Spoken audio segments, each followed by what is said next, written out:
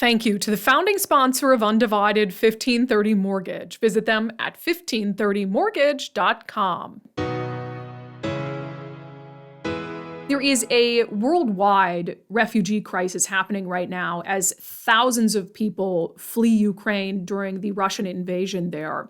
Many of those Ukrainians will likely wind up here in the United States, but it got me thinking about another refugee crisis that we were dealing with just a few months ago, and that, of course, is the number of migrants coming to the U.S. from Afghanistan. So Undivided contributor Ali Bradley wanted to check in on the status of Operation Allies Welcome, which brought thousands of Afghan refugees to the United States. She spoke with one of four brothers who arrived in Washington state just a couple months ago. She talked to them about their dreams for their new life in the U.S.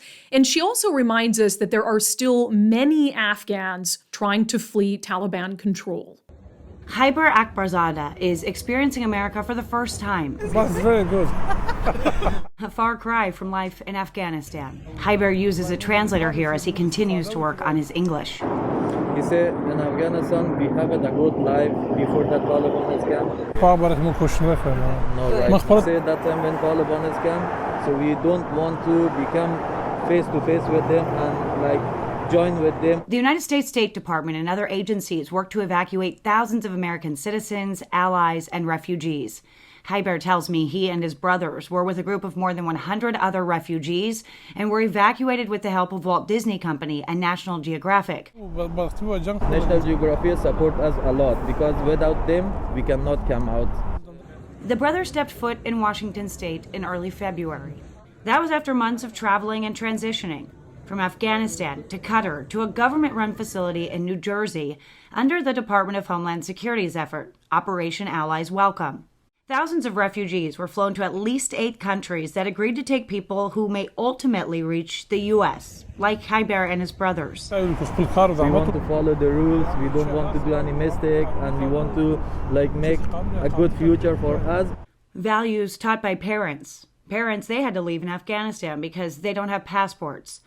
Khaiber says he is hopeful that they will all be reunited someday. But in the meantime, the 4 of them are a team in the most literal sense. The brothers make up a championship volleyball team. Khaiber kept busy on the court and in the arena as a champion equestrian. Of course, I miss that Afghanistan, and I work a lot of in there, so on my horses and everything, so I try to make myself a good, and I become a champion in there because I work hard. But now when that situation has changed, so I come here, I want to make something in here. While Khaiber is searching for support here, there are still people who worked alongside the American government trying to leave Afghanistan. I've been in touch with Ahmad since August. He worked with the U.S. Army as an interpreter for more than a decade. We worked with American troops shoulder by shoulder. Ahmad is fearful America will forget about them. All the while, the Taliban is constantly on his mind. In bad situations. He's hiding out with his wife and 3 young children. He has submitted for a special immigrant visa. However, his court case was never heard under Taliban control. Ahmad's dream of no longer being in danger being realized by 4 grateful brothers hoping to start over and have some normalcy. We want to pay, you guys pay the taxes for the government. They say they're eager to get started. We are happy. Ali Bradley for Undivided. By the way, Ali has reached out to the Walt Disney Company and National Geographic to try to understand better what their role was in getting those brothers out of Afghanistan and into the United States and expediting that process for them.